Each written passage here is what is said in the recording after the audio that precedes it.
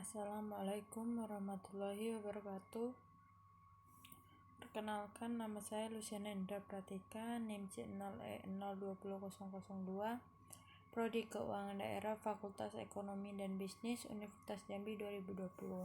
Di sini saya akan mempresentasikan mata kuliah pengantar akuntansi dengan judul Laporan Keuangan Perusahaan Dagang.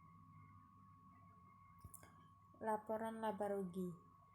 Laporan laba rugi juga dikenal sebagai laporan operasi, laporan P&L, dan Profit Loss Statement, dan ini adalah salah satu laporan keuangan utama perusahaan. Tujuan dari laporan laba rugi adalah bentuk melaporkan ringkasan pendapatan perusahaan, pengeluaran, keuntungan, kerugian, dan pendapatan bersih yang dihasilkan yang terjadi selama 1 tahun, kuartal, atau periode waktu lain.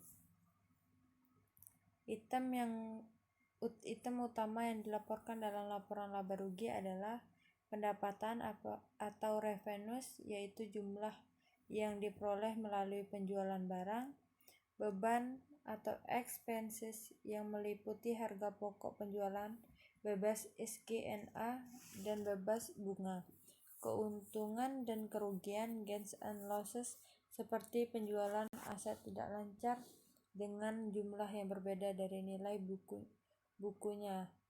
Yang ketiga, pendapatan bersih atau net income yang merupakan hasil pengurangan biaya dan kerugian perusahaan dari pendapatan dan keuntungan perusahaan.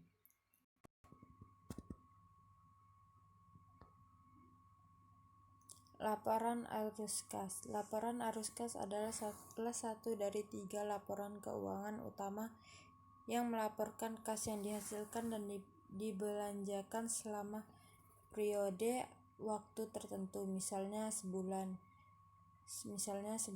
kuartal, atau tahun.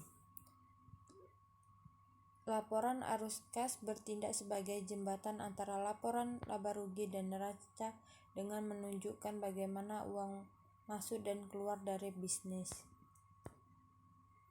3 bagian dari laporan arus kas. Pertama, aktivitas operasi yaitu aktivitas penghasilan pendapatan utama dari suatu organisasi dan aktivitas lain yang bukan merupakan investasi atau pendanaan. Arus kas apapun dari aset lancar dan kewajiban lancar.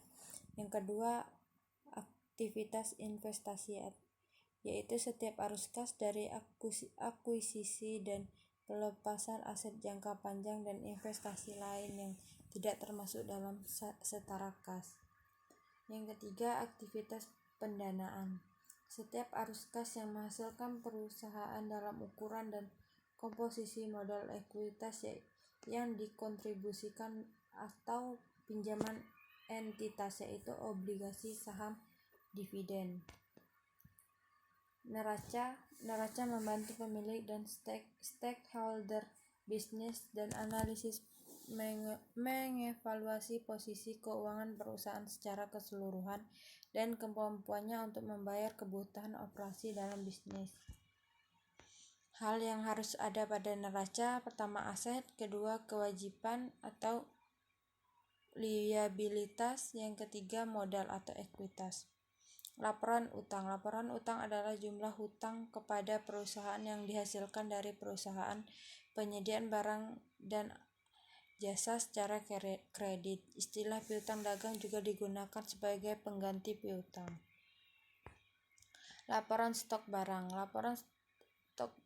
Laporan keuangan perusahaan dagang yang tak kalah penting adalah laporan stok barang yang berisi daftar barang, stok pergudangan, dan SKU. Lebih jauh, laporan ini juga bisa berisi data tentang perusahaan yang paling laku, penjualannya, dan juga melihat nilai penjualan per barang. Itulah yang dapat saya presentasikan, kurang dan lebih saya mohon maaf. Wassalamualaikum warahmatullahi wabarakatuh.